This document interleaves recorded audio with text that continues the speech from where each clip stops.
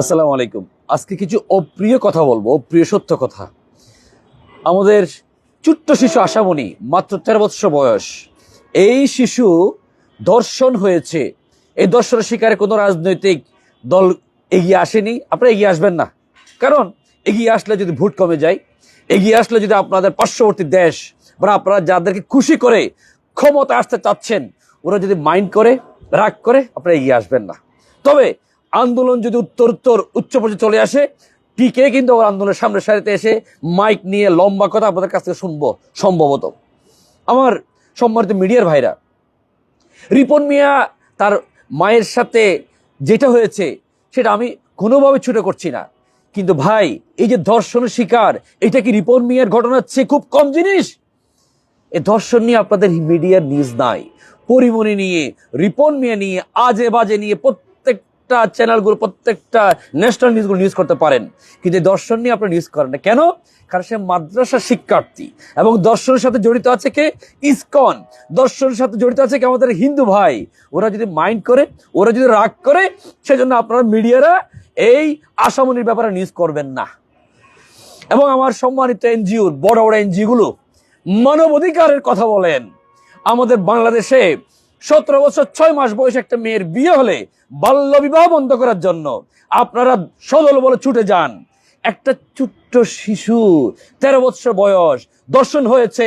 এই এনজিও গুলো, এই মানবাধিকার কর্মীগুলো আপনারা কোথায়? আপনারা এগিয়ে আসবেন না, কারণ আপনাদের এখানে ফান্ড নাই। কারণ এটা নিয়ে কথা বললে আপনাদের সেই ডোনাররা রাগ করতে পারে, আপনাদের এনজিও কেউ না কেউ বন্ধ করে দিতে পারে। ভাই, আমরা একটা ছোটখাটো এনজিও চালাই।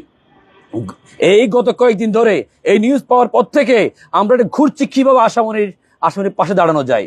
আমরা ইতিমধ্যে আমাদের একজন প্রতিনিধি গাজীপুর গিয়েছেন, ইসাকান ভাই।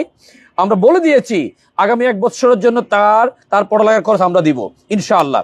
এবং আশামণির পরিবার যদি রাজি হয়, আশামণির বাকি জীবন আলহাজ পরিচয় আলহার মহিলা মাদ্রাসার সাথে হোস্টেলে থাকা খাওয়া আসা সম্পূর্ণ ফ্রি থাকবে ইনশাআল্লাহ, আমরা ঘোষণা করছি।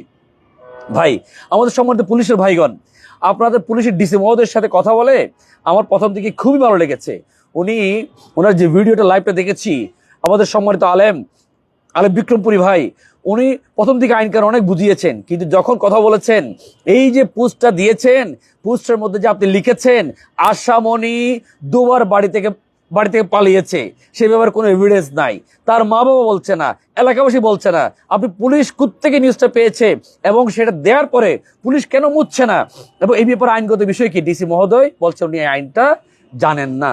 বিষয়টা খুবই খারাপ লেগেছে। পুলিশের মধ্যে আমার জানা মতে অনেক পুলিশ এখন রয়েছেন যারা সত্যিকার কাজ করতে চান, কিন্তু গুটি কয়েক ইসকনের এই দালালির জন্য, গুটি কয়েক তাদের প্রভুদেরকে খুশি করার জন্য অনেক পুলিশ ভাইরা কিন্তু কাজ করতে পারছেন না। আমরা পুলিশ ভাইদেরকে বলবো, ভুল হইতেই পারে ভাই, ভুল হলে ভুলটা স্বীকার করে পোস্ট আউট করে দেন। কিন্তু সেজন্য রাত 12টা বাজে আয়ু সাহেব এই বাদীর কাছে, অর্থাৎ আশামণির বাবার কাছে ফোন করছেন, আমি আপনার সাথে দেখা করতে চাই, আমরা আপনার সাক্ষাৎকার নিব, আমরা যা শিখিয়ে দিই আপনি সেটা উত্তর দিবেন। এটা কোনো কথা ভাই? এটা কোনো কথা হইতে পারে? এবং এই বাদীকে চেঞ্জ করার জন্য ডিসি সাহেব অনুরোধ করা হয়েছে, উনি এই বিষয়টা সম্পূর্ণ পাশ কাটিয়ে গিয়েছেন। আইন বলছে পুলিশ চাইলে পুলিশও চেঞ্জ করতে পারবে, আবার কোর্টে গিয়েও কিন্তু কোর্টের কাছে নারাজি দিয়ে আইকে চেঞ্জ করতে পারে, বাদীর সে এখতিয়ার রয়েছে। সো আমি বিন্দু দৃষ্টি আকর্ষণ করবো, আপনারা এই ভিডিওগুলো সবাই শেয়ার করে দেবেন। আশামণি 13 বছর বয়সে একটা শিশু, এরকম হিন্দু ভাইদের অনেকগুলো নিউজ আমরা পাচ্ছি, সত্য মিথ্যা আমরা অনেকগুলো জানি না, কিন্তু এই বিষয়টা বিক্রমপুরী ভাই যেভাবে বীরের মতো হ্যান্ডেল করছেন, আমার মনে হচ্ছে বিক্রমপুরী ভাইয়ের পাশে সকল মুমিনদের আমাদের এগিয়ে আসা উচিত। এমন না, গতকালকে একজন দেখলাম, উনি একজন ইসলামিক রাজনৈতিক দলের নেতা, উনি এসে মীমাংসা করার জন্য চেষ্টা করছেন। এই সমস্ত বাটপার গুলাকে দূর থেকে তাড়িয়ে দেবেন। পরিষ্কার কথাবার্তা, এগুলো আসবে, এগুলো পুলিশকে সন্তুষ্ট করবে, সাধারণ মানুষকে খুশি করার চেষ্টা করবে এবং হিন্দু ভাইদেরকে খুশি করার চেষ্টা করবে। মূলত কোনো বিচার এরা চায় না, এরা বিচার না প্রতারণা করবে। এই ধরনের কোনো নেতার দরকার নাই। বিক্রমপুরী, আপনি যে উদ্যোগ নিয়েছেন, আপনার পাশে, আশামণির পাশে আমরা আছি, আমাদের ছোট্ট ফাউন্ডেশন, ছোট্ট এনজিও আছে।